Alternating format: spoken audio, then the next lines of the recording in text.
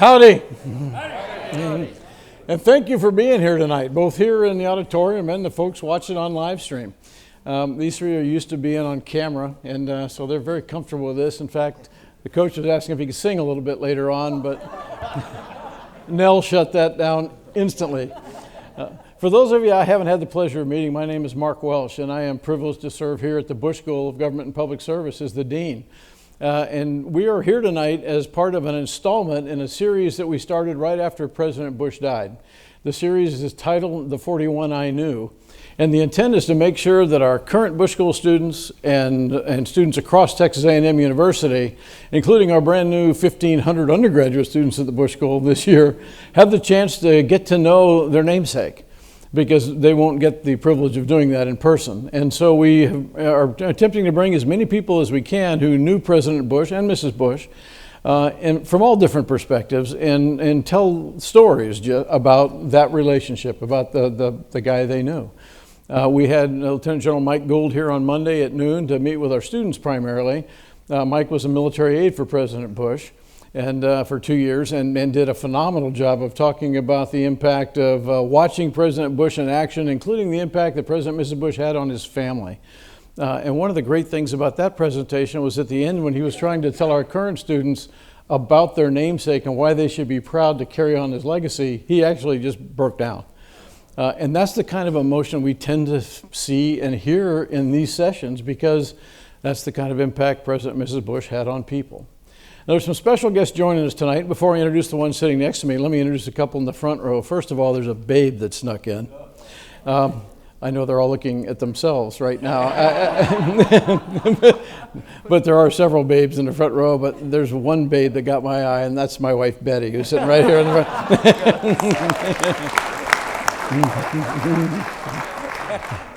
Right next to her is President Bowen's wife, Sally, sitting right here in the front row. Sally, thank you for joining us.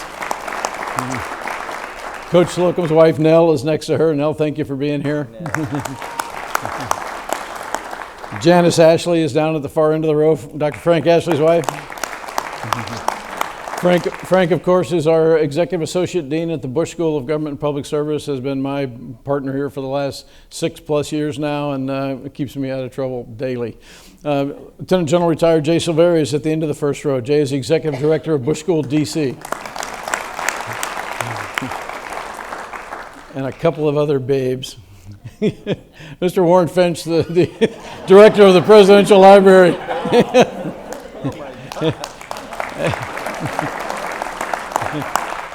Hey, it's okay. It's a new age. And Mr. Max Angerholzer, the CEO of the George and Barbara Bush Foundation. Max and Warren are really full partners in the Bush School, as I hope we are in the foundation and the library, and it's really always a pleasure to have them at one of our events and to join them at theirs. And then there's a whole bunch of members of our Bush School Advisory Board in the audience tonight. We have Bush School faculty, staff here, students, and it's just a thrill to be here. Especially a thrill to be up here and an honor to be up here with these three people. And let me just introduce them one at a time. I think most of you know Dr. Ray Bowen, the 21st president of Texas A&M University, but one of the things I think we mistake occasionally is that we think he must have been a great scholar because he was the president of the Texas A&M University. It's actually the other way around. He became the president because he was a remarkable scholar.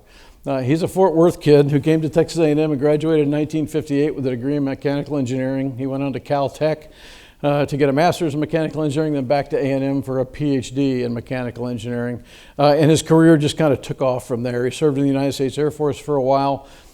He became, when he got back into the academy, he became the chair of mechanical engineering at Rice University. He was the dean of the engineering school at the University of Kentucky. He was the provost and vice president for academic affairs at Oklahoma State University, became the interim president at Oklahoma State University. The year before he was selected to come back as the 21st president of Texas A&M University, he kind of came back home. And he served in that capacity from 1994 to 2002, and that's the capacity in which he knew President and Mrs. Bush. And has a very unique perspective on the stand-up of the library, the Bush School, all of that time period here as this school first began. So President Bowen went on, actually, he's also, by the way, he was a member of the National Science Foundation. He worked there for a while. For the scholars in the room, he was also presidentially appointed and then Senate confirmed to the National Science Board, which is a major big deal. This guy is a phenomenal mechanical engineer, a phenomenal scholar, was a great president of this university. He's just a great American, and it's good to have him here tonight. Sir, thanks.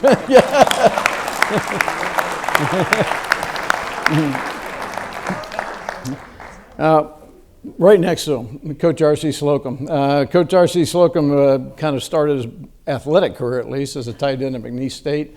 And after he graduated, he decided that he wanted to go into coaching. So coached at high school for a couple of years, then off to Kansas State, a couple of stints at USC. But the real key point here is that in 1972, he came to Texas A&M, became a coach on the Aggie football staff, and has been here, except for a brief interlude back to USC, ever since.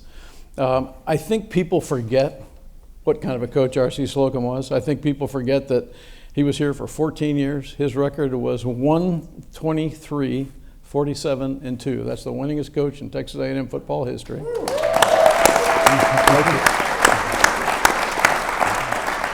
A four-time conference champion. In fact, 4 consecutive seasons without a conference loss. That would be nice if we could start that streak again. The best winning percentage in Southwest Conference history. By the way, the number 2 guy is some guy named Royal from a school somewhere nearby.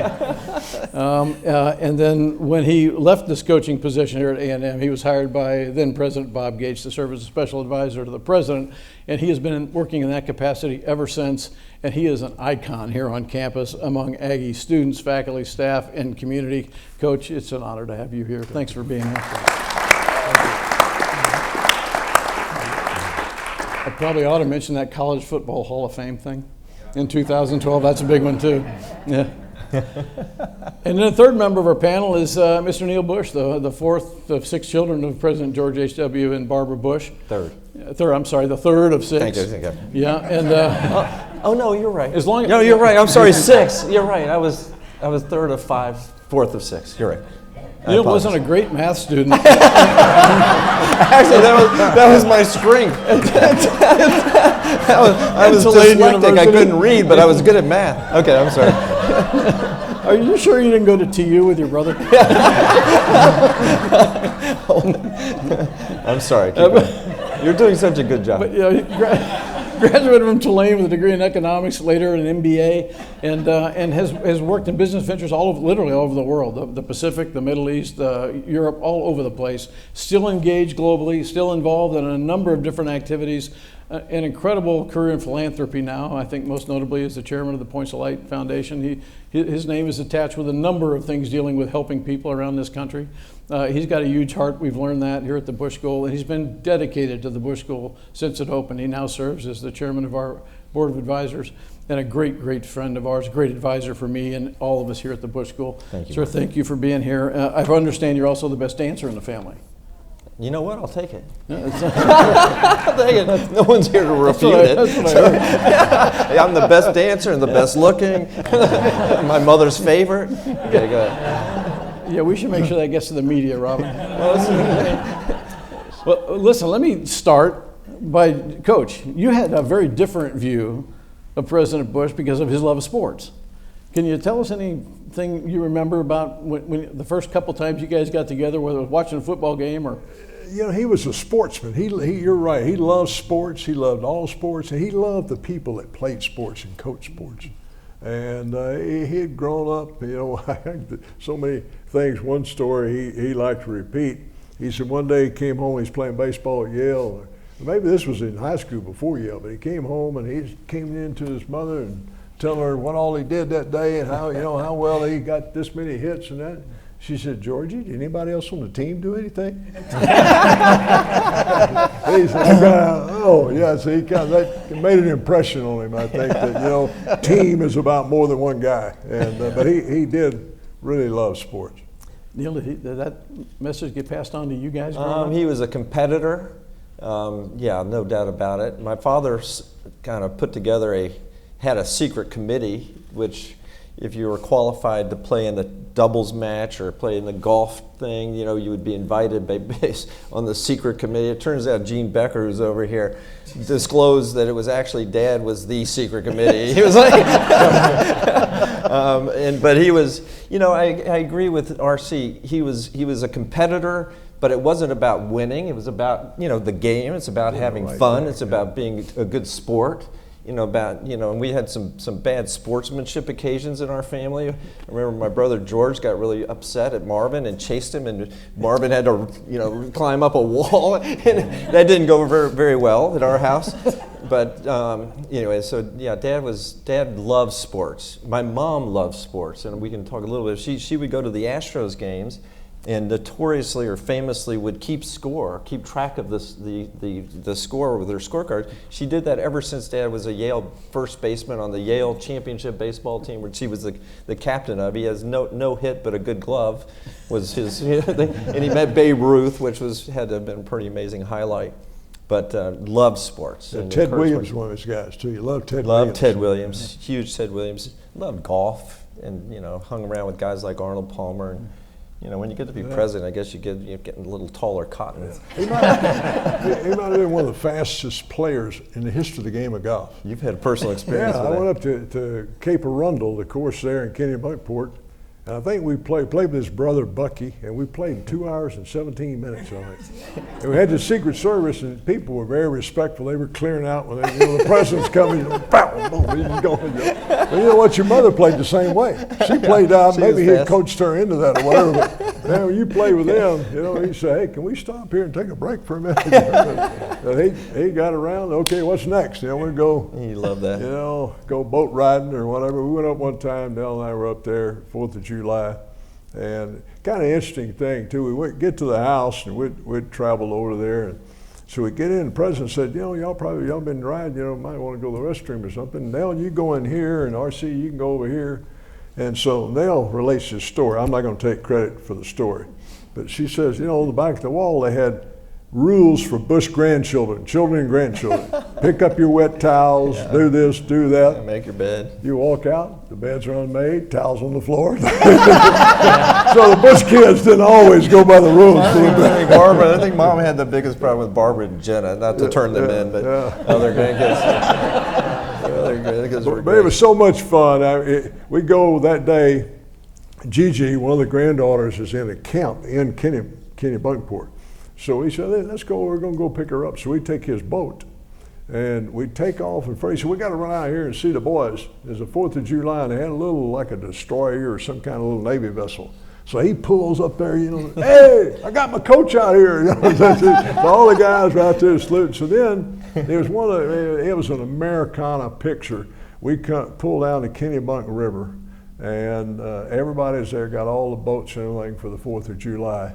Everybody got their flags and everything, and they recognized his boat, and the Secret Service had a boat behind us and everything. And all these people, all up and down that river, are all out there saluting and waving flags to the president and everything. I wish I could have videoed that. Yeah. That scene was an amazing scene. Everybody was on the back of their boats and was just watching him all as he went by and saluting him and waving their flags. And all. It was a great 4th of July day. You know, one of the stories that his military aide Gould told to the crowd was about how humble he was and how he treated everybody the same.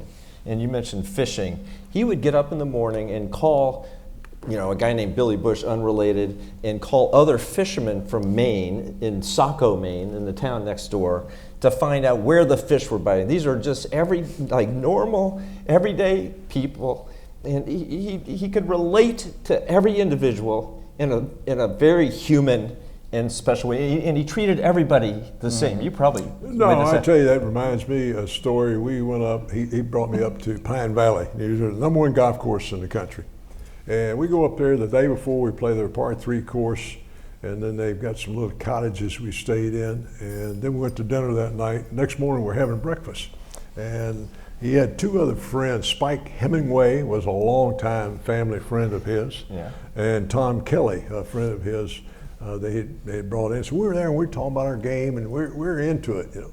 And shortly after we got there, this elderly African-American lady came over and she said, I'm going to be waiting on you. Can I get you gentlemen something? And he stopped. It's a point you make about making everybody feel special. He stopped just what we were doing. He turned, looked, and he said, how are you doing? Tell me your name. And, you know, you got a beautiful smile. You know, we're so happy to have you here with us, you know, and you could tell when she first came there, she was probably a little bit ill at ease. She's going over there to the former president of the United States, and you know, but he immediately stopped what we were doing, turned his full attention to her, made her feel at ease. And then later on in that meal, she came up and he says, do you have a son or grandson maybe, or does your husband play golf or everything? And she said, I have a son that plays. He said, you think he'd like an autographed golf ball? And she said, oh yeah, Mr. President. So he just happened to have a golf ball. And he takes it out and a pen, and he autographs the ball. And wherever that young man is today, and that lady still would have an impression of what a great human being he is and he was, you know. And let me ask President Bowen here, Coach, to something, because this is the same thing we saw on campus here at A&M when he was on campus. Tell us about your first encounter with President and Mrs. Bush. And it might be interesting to sort of set the stage a little bit and try to explain how President Bush embraced this university in a broad sense. And he had all the characteristics that you've heard from these guys. If you allow me, I'll probably tell a story which involved him jumping out of an airplane. And that's another athletic thing he liked to do. One of the things that was kind of interesting when I came, I should explain, the Bush proposal, the proposal which resulted in where we are today, all took place before I came to A&M. I came in June of '94, and the decision to commit to put the library here, form the Bush School, that was all made previously. The Bush School idea really had its roots in the College of Liberal Arts, Political Science Department, Economics Department. Had a dean at the time named Dan Fallon who really had envisioned the Bush School and the role it had, and sort of has should be seen as having a great impact on where we are today. But one of the things that was interesting about President Bush, very special about President Bush, is he was an active, engaged individual. As a former president, you look at presidential libraries around the country, many of them, the presidents are not that engaged. They are detached in various ways. It might be age, it might be proximity to the facility and this kind of thing, but not this gentleman. He was totally engaged. And one of the benefits of this engagement is that Barbara Bush was engaged, his children were engaged, and more than one grandchild was engaged. And if you add in his cabinet and all of his friends around the world, you had a very large audience of people that are going to learn about Texas A&M University. And we had this enormous, you all know about we broke ground in I think in November or so of '94. Took about 3 years to build the facilities. We started the school in '97, and he was so proud of it. And one of the things that was kind of in the woodwork around our campus, we were talking about, should the Bush School be in the College of Liberal Arts, or should it be standalone? The argument was give it more visibility. And I'll tell you, the story is kind of reflective of President Bush and how he dealt with people. He wanted to talk to me about that. And all my friends, who thought they knew everything, said he's going to order you to move the Bush School out of the College of Liberal Arts and make it stand alone.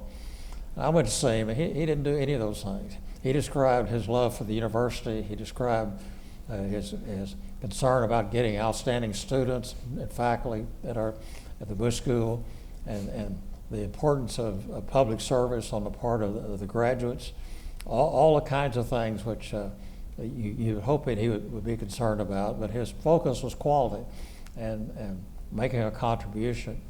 And long story short, we eventually moved the Bush School into situations now as a standalone unit, but he didn't order it. He was kind enough to understand that I was the person that's supposed to make the decisions, not him, and he wasn't going to impose his views on me because of that. But he brought to our campus an enormous number of people.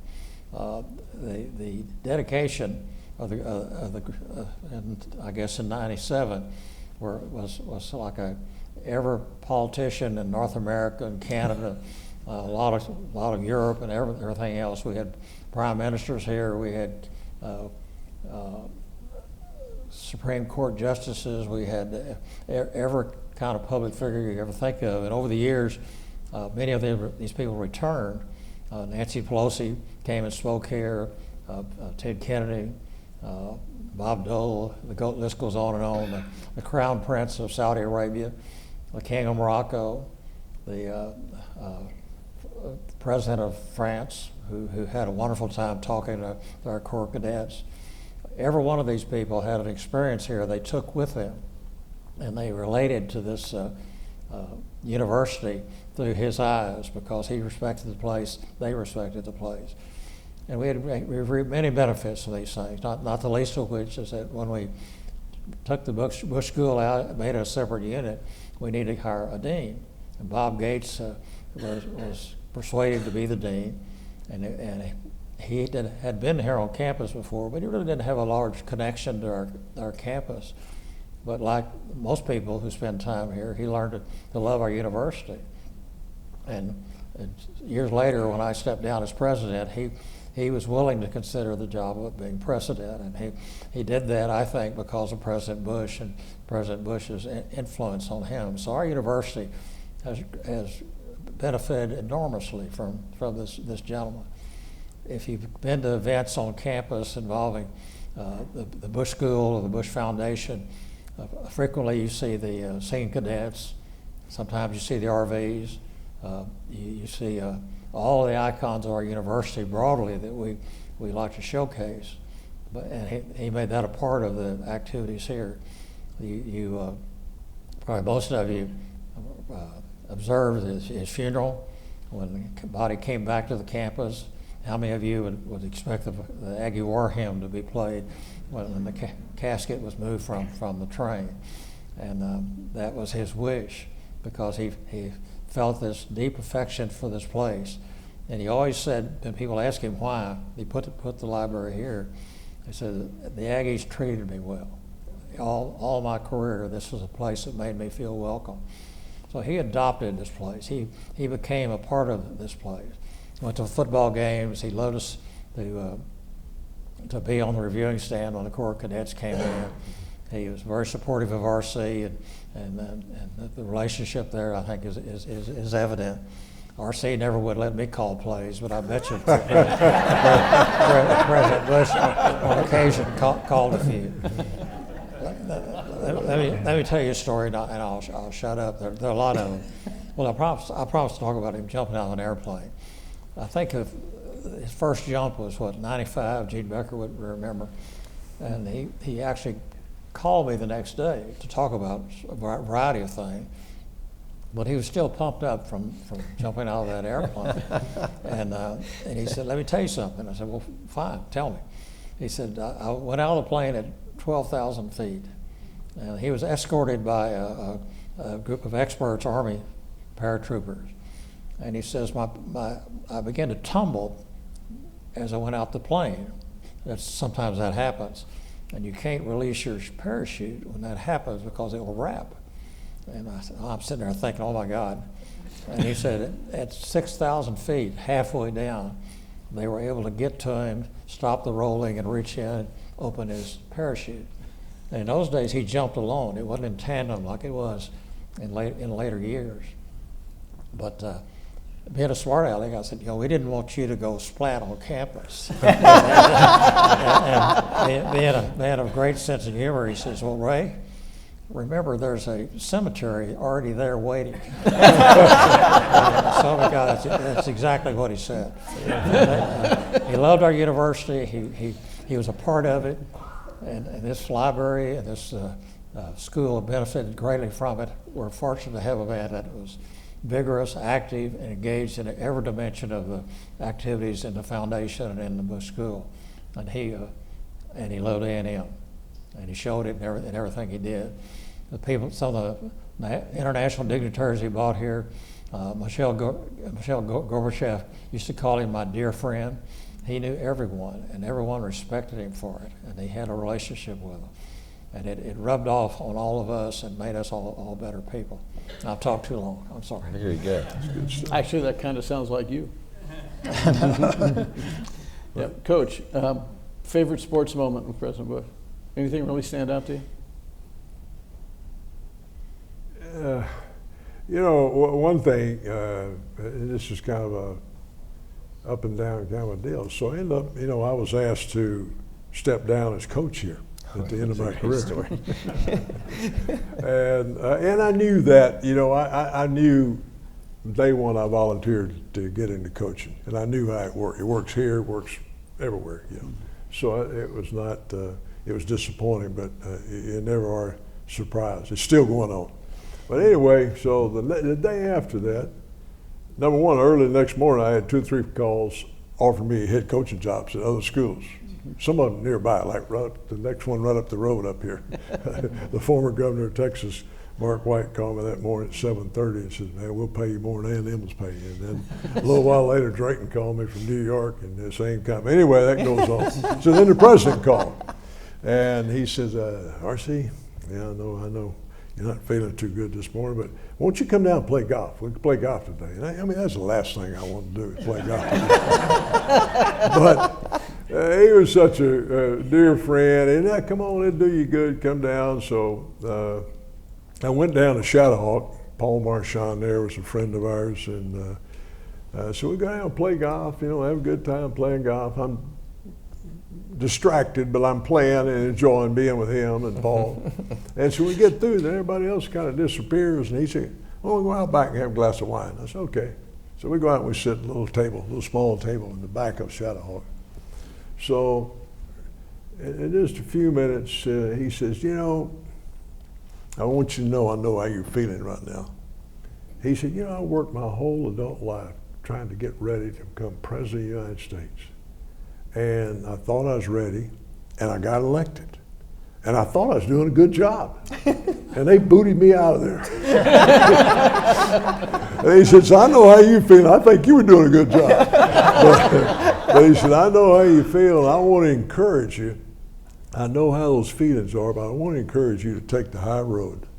And he said, I've tried to do that. And, you know, he's crossed over lines. I think he was a great example in his life after the presidency of how he reached out, and he and President Clinton going to work and relief efforts together, and he was above all those stuff, you know. And so I drove home that day, and I thought about that on the way, and I would have hoped I would have done it, but his example and his encouragement, everything was certainly really benefit to me that day. I mean, I'll never forget that, and over the years we had time after that to talk about it. But he was just such an example. And I think one thing with the kids that maybe watch this, the Bush students or everything, one thing that disturbs me is I can't imagine, and our national news people, the things they will say, the language they use on television is shocking to me sometimes. But they just matter of fact, they say this, that, you know, and I can say the whole time, every time, all the times I was with him, I mean, he may say the darn golf ball or the darn this or that. That's about the extent of his profanity.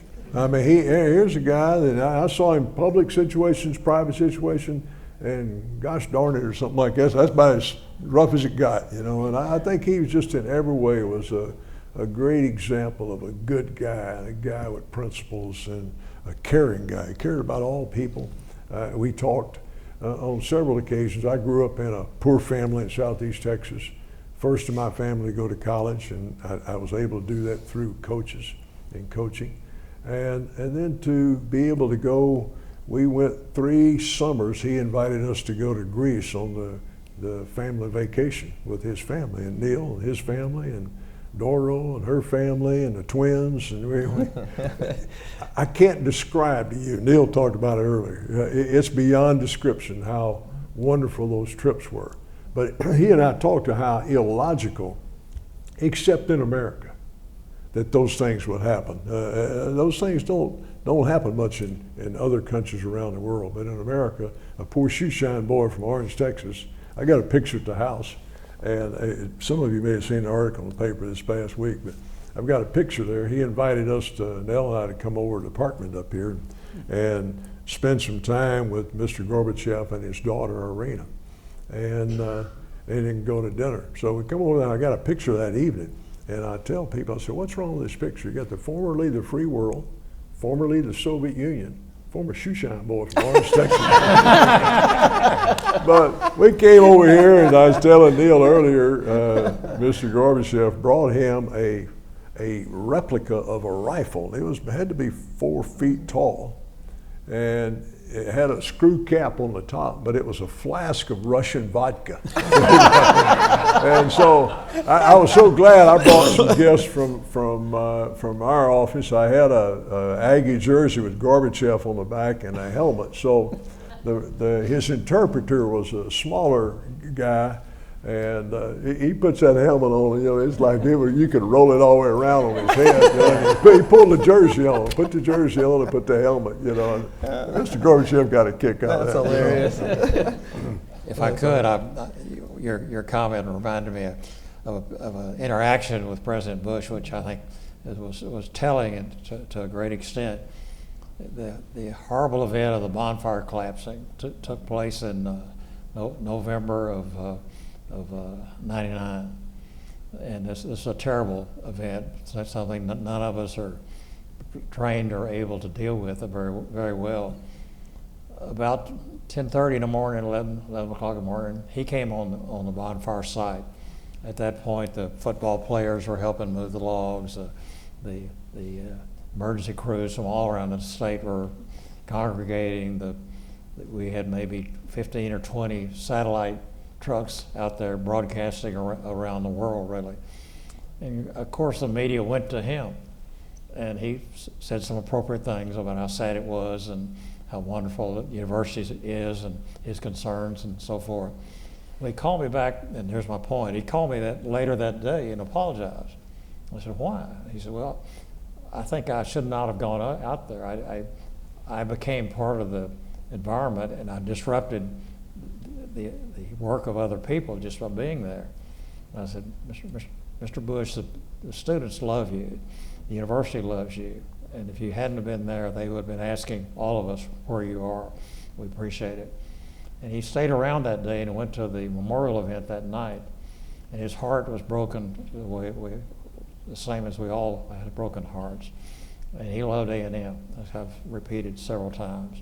But in fact, he felt obliged to call me and apologize. Former President of the United States going out in a place like that with all those things going on simultaneously and apologizing for it reflects a man of great humility. And I think we know that about this man. I'll tell one more story if I have time. Okay. I've bragged about all the people that came to our campus, a long list of them. And occasionally we had dinner at the president's home involving the president and some guests. And one night we had the David Eisenhower, who was the grandson of President Eisenhower, and Trish Nixon, who's his wife, who's the daughter of President Nixon. And we had dinner, and President Bush was there, and Bob Gates may have been there. I really don't remember that well. But we had this crazy dog, a young dog, a Springer, and turned out he liked Springer. This dog made some noise upstairs. He said, "What's that? Is that a dog?" I said, "Yeah, that's our Springer. She's young and still kind of crazy. I want to meet her. I want to see her." and he gets up, and so we arranged for the dog to be brought down the stairs. And at one point, he's laying flat of his stomach on the floor, and this crazy dog is licking him in the face. Now, he did this in front of the grandson of a president and the daughter of a president, a man who people properly credited with managing the destruction of the Soviet Union.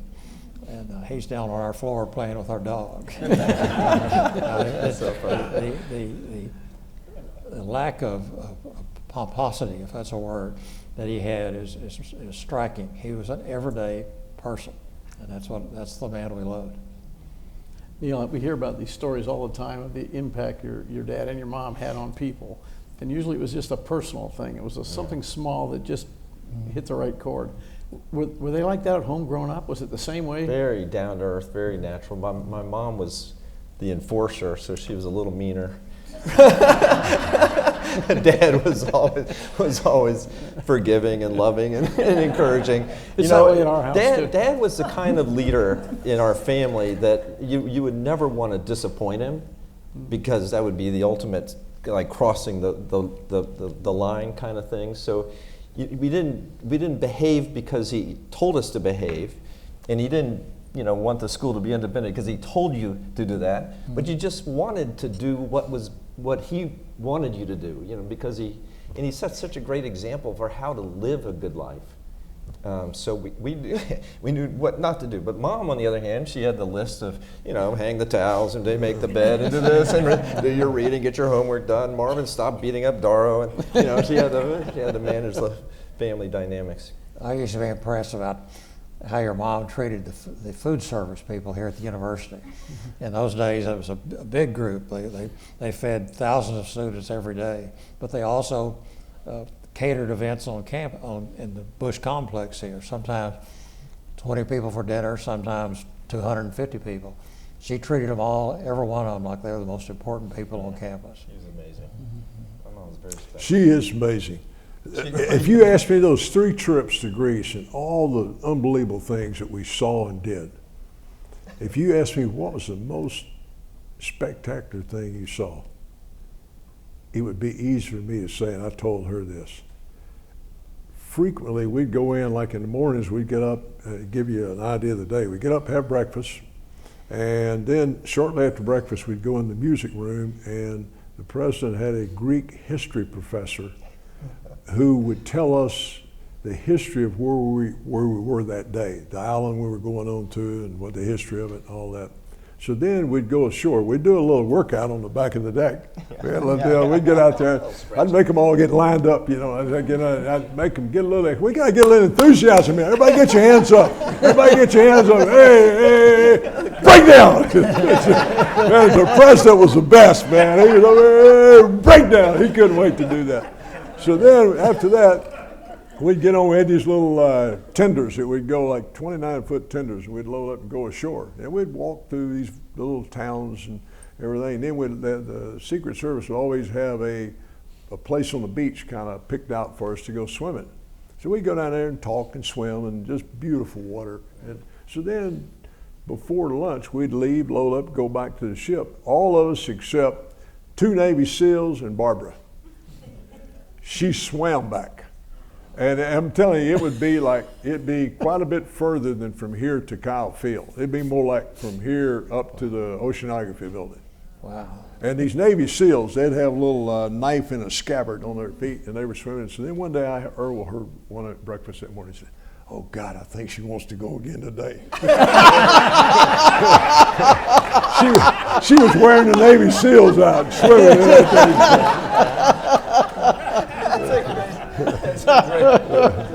That is a great story. Well, I'm about to run out of stories, but the more I listen, the more I remember. We used to, around the president's office, we used to talk about sightings of President Bush, places he was reported to have been on campus. And it was obviously Kyle Field, but it was Reed Arena, it was Olsen Field where we played baseball. He almost caused one of our visitors on campus to have a wreck when he was driving his Segway down the street over here. And the man said, "That scared me. I didn't know what to do. I saw this Segway, and there's this familiar guy driving this thing." He was everywhere, and that, again, another example of the way he sort of adopted our university and became part of it, and thoroughly enjoyed it. Let me ask this question. Mrs. Bush, is there one moment just one moment in your experience with this will be really hard for you, Neil, but that is what is in your memory's eye? for Mrs. Bush? Let me tell you, while you think about that, I'll give you mine. Okay. We were walking down into an event in the other auditorium. There's a hallway that comes between these two auditoriums. Got to the bottom of the road there, and while we were waiting to go into the auditorium, Mrs. Bush said, let's just wait here for a while, because President Bush had fallen asleep in the wheelchair. And so she said, let's just let him rest for a few minutes while everybody else gets settled. And so we were standing in the hall, and there were other people walking by, and I was watching her as she stood next to him. She's watching everybody who came down the hall. Now, the Secret Service guys are there. They're not like anybody who they don't recognize or at least feel comfortable with to come close. But she's worried about them bumping the wheelchair. And so at one point, she didn't say anything to anybody. She just stood by the side of the chair and turned her body so you couldn't get to him without going through her. And then she just put her hand on his shoulder. And that's my memory of Mrs. Bush. She was protecting him, not making a big deal about it, but there was no doubt she was there. I'll just never forget that moment. A slightly different twist to the Barbara Bush, George Bush relationship. Yeah, because mine would be like, oh, George. he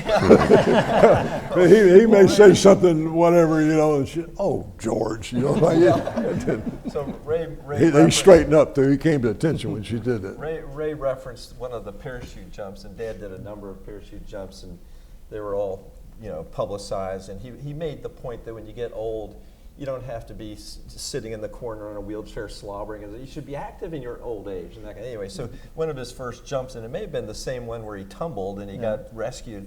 My mom was out and being interviewed by people that were press that happened to be standing by. And my mom was asked, what did you think of that jump? And my mom, and this is just after Dad, who had like an 80 or 90% approval rating in a year before his re-election campaign, ended up losing that election. My mom said, I haven't seen a free fall like that since the 1992 election.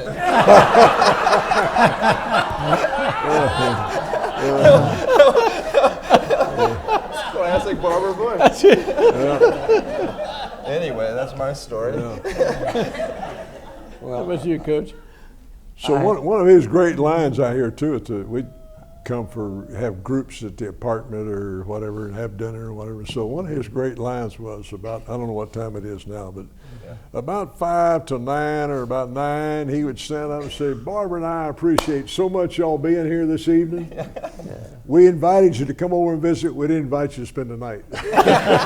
So Barbara and I are going to excuse ourselves. We can go. We had a good way to y'all go ahead and have fun, but we're out of here. Well, my stories aren't as good as some of yours. She was always extremely nice to me, of course, to Sally, to our children, our grandchildren and stuff. She was just always patient and kind, and that affects you over time. You remember that. But she had a hang-up about me. I called her Mrs. Bush. I could not call her Barbara. It just wouldn't work. It wouldn't compute. And she spent all the years I was president arguing me I should call her Barbara. Never convinced you? I never could do it. That's the only time I've ever disobeyed a former first lady. Well, I have a story that I was ordered not to tell. He loved to go to football games, be on the reviewing stand, like I mentioned, and he'd talk to everyone. He was engaging people sitting behind the stands, people walking down the track, and he really enjoyed watching the Corps cadets. And one of the groups that always comes by, as you know, is the Parsons Mounted Cavalry. And it's inevitable that the horses leave something on the ground as they go by. And we had a really fine guy that for years was responsible for Kyle Field, basically. And he'd worked in the athletic department for years. His name was Billy Pickard. You know Billy Pickard. Okay, Billy Pickard had many jobs in Kyle Field, and he was kind of a mean old guy. He's class of 56, and I was 58, so he thought he could sort of control me. But his job was to give assistance to the young men that were cleaning up the stuff. And he'd point here, point there. And President Bush decided he would help out. He'd say, Billy, something's over here. Something's over here. Delegator. And Billy Pickard got mad at me. If he could have, I think he would have wrung my neck. Betty and I were on that reviewing stand the first day we met President and Mrs. Bush. I was here to be the reviewing officer for the Corps March-In. Your dad was there too, wasn't he?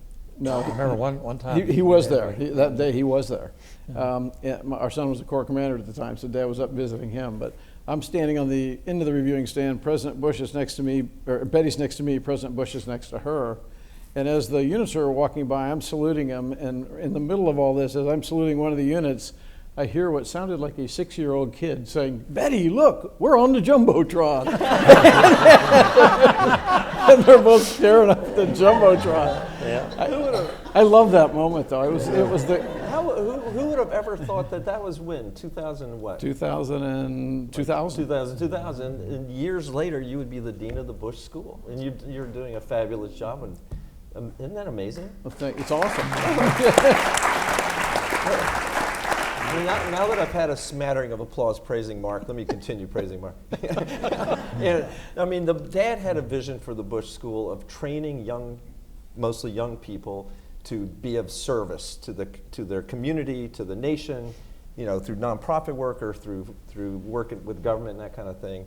And to see this school over the past 25 years, and especially accelerated, Mark, under your leadership, to see this school graduate so many students, the highest percentage of any university in America that go into service, is something that he was extremely proud of. And anyway, so it takes a big group of people to do things extraordinarily well. You're an amazing leader. The fact that you've got Jay now working at the teaching site in Washington, what an incredible addition to the Bush School and to Texas A&M. Frank, you put a huge burden on Frank's shoulders. And you tease him all the time, but you couldn't possibly do this without Frank. You've got great department heads. You've got a great staff. We've got an amazing advisory board. So for all the folks out here that are on our advisory board, thank you for your service. This is an amazing institution, and it brought Mom and Dad such great joy, not just to be part of the fabric of the campus, but to see these students, who are inculcated. They come in with a notion of wanting to serve, but they become inculcated with the nobility of service. And they leave with a George H.W. Bush, mindset of service with humility and service, putting nation first and, trying to make the world a better place. It's just, what a great honor to be serving on this advisory board with you and with all the great folks that are doing it. And thank you for your service, and thank you for all the great Thank you. Hard to follow that, and all it cost us was one drink. That's very nice. You have dinner, right, later? Yeah. Okay. Yeah, but by the way, it's really awesome. Is anybody thinking I could be the dean of anything? You're the perfect If they dean. see my transcript, Perfect. let me ask just one final question for everybody, Yeah. and it has to do with the significance of President and Mrs. Bush being here now. What does that mean for Texas A&M University, President Bowen? I think it solidifies in the public's mind the affection that the two of them had for our university and what we stand for historically. This is a university that throughout its history has been known for service to the nation, to the military, strength in agriculture, engineering, things like that. And they brought to our university a totally new dimension and introduced us to the world. And the fact that they've chosen to honor us by being here, and then the way that it happened with the service that took place on our campus, is something I think it will be part of the fabric of our university from now on, period. Coach, you weren't just a professional acquaintance, you were a friend. I think having the library here and the school here in the history of A&M, I've now spent 50 years here. That's at the top one or two most significant things that's ever happened to this university, is when he decided to put his library here. And for our kids to be exposed for leaders, and I've listened to a lot of the people that have come here to speak from all over the world, and for our students to be able to walk across campus and come here and hear leaders from around the world And for that to be their school, and to just the notoriety that he brought to this campus, he and Barbara, being up here all the time, and I mean that's one of the biggest things that's ever happened. And I know he was so proud over the years. He could see what was happening at A&M. He was proud that this was here. He never had any second thoughts about it. He felt really great about that choice, and I think he would be so happy today to see we got kids knocking down the doors to come here. I think this past year we had something like 58,000 applications for this fall freshman class. I think we took around 12. But kids from everywhere wanting to come to Texas A&M. And he brought so much acclaim and respect and dignity to an already great campus. But without a doubt, this has been a special edition. You know, Neil, we had a ceremony this morning dedicating the painting, The Ride Home, which hangs in the lobby of the Allen building next door, which is a depiction of the 4141 train bringing President Bush back. And Neil, you were on that train. So That was amazing. what was the family perspective on Yeah, it him was incredible to be home on here? the train and to witness at all of the stops, not stops, but all of the towns en route to this final resting place. To see so many people coming out and paying their respects was incredible. And if you haven't seen this Benjamin Knox original piece at the Bush School, you should make a special effort to go see it. It really captures the feeling, the moment, and the I don't know, the respect that people from Texas and along the route had. And when we arrived in College Station, to have the Aggie fight song and the incredible, reception was just amazing, really incredible to see. And it's the perfect resting place. This place meant so much for Mom and Dad. He chose the university because of shared values. I think I heard him once say that if there were ever 1960s campus protests, this is the one university that not only wouldn't tear down a presidential legacy, but would defend it. And anyway, but because of the values of patriotism and loyalty and duty and service and all those kinds of things, it was a perfect fit. And as Ray has so beautifully said, and RC's made reference to, they spent a lot of time here. They became part of the fabric of this university. So it makes total sense that this would be their resting place. And hopefully the Bush School, the quotes that are attributed to Dad, this beautiful artwork will continue to inspire, hundreds of future political science majors now and Bush School master's degrees, graduates to continue to serve and make our world a better place. Amen. One old footnote. Thanks for coming. Thank you. Made it easy. Thank you, sir. The fact that you're here sustains that image of your family, that this is the Bush School and the family has a role here. And I want you to tell your kids and all your nieces and nephews that it's their job to maintain that through the generations. So for the 25th anniversary coin, where the Bush School gets the what's it called? There's some special thing you had to buy or something? I don't know, anyway. Yeah. Okay. But so on Saturday's game against Appalachian, Pierce Bush, grandchild, will be flipping the coin to start the game. So hopefully, I know, Ray, you said if he doesn't flip it right, he's in trouble. But Well, I think I may be the first person that took him out on the Kyle Field. If you remember years ago, he's a Little young squirt. guy. Yeah. The two of us went out on Kyle Field and discussed the game. I thought I had convinced him to go to A&M. That didn't work out, but his heart. Let's not talk about where he ended up. His heart is here. All right, thank you, Mark. Yes, sir. Anyone who can bring together a world-class mechanical engineer, a football coach, a world-class businessman, and a fighter pilot must have been special. Thank you for coming.